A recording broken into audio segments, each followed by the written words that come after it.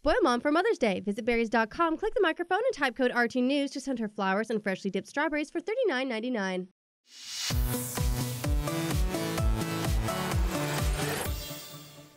Welcome to The Know. I'm Ashley Jenkins. Today is Friday, and that makes it the last day of Destiny Week here at Rooster Teeth.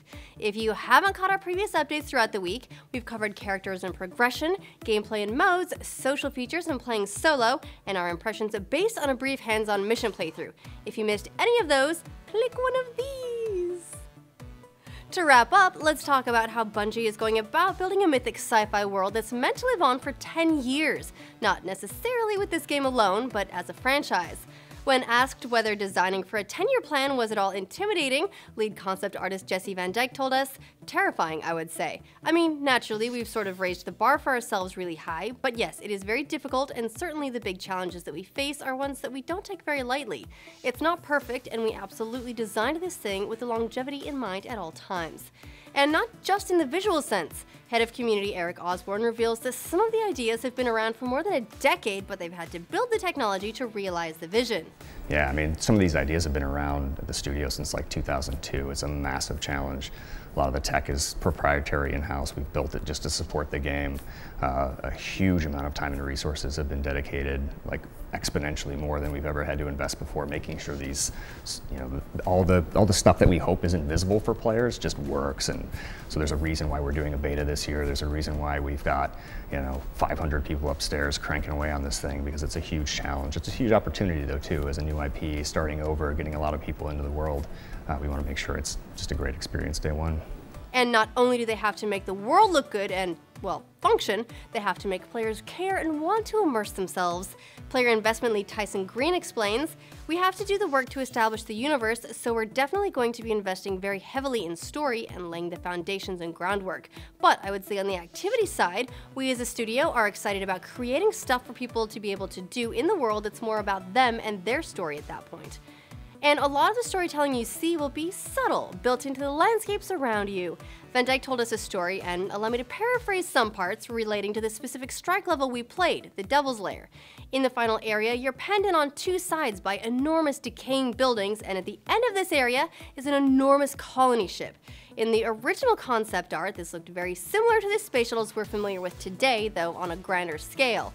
And it looked great, at least in the concept art.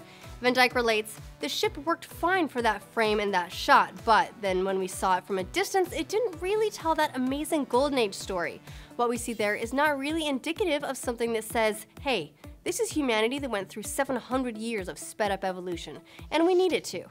The team considered scaling the shuttle up to make it more impressive, but the problem with that is that, frankly, most of us don't have an appreciation for the scale of space shuttles anyway.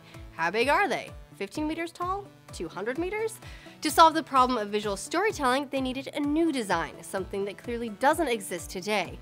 So they went through dozens of iterations, new shapes, sizes, new structures that had multiple shuttles bolted on in a way that was recognizable but futuristic.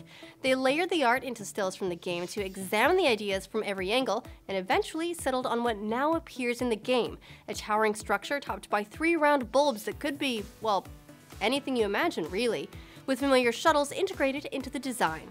Van Dyke explains, "It allows players who have no interest nor understanding of how actual space technology works to immediately observe that this is something that does not exist today, but it is built on the foundations of present-day technology." Van Dyke also believes that taking the context into account is important to make the extraordinary seem believable even if it isn't realistic. He says, "It needs to look like something that's totally plausible, even though, if you think about it, it's the most ridiculous thing ever. But that's not a problem. We're certainly not trying to build a realistic or even plausible sort of sci-fi game, right? It's mythic science fiction. It comes with a very healthy dose of fantasy, and we believe that is ultimately important." And it's that sense of fantasy and myth that permeates the visual design for the game as a whole. The characters glow when performing special attacks. The tower is battle-scarred but aspirational. The fortress of humanity's best and brightest.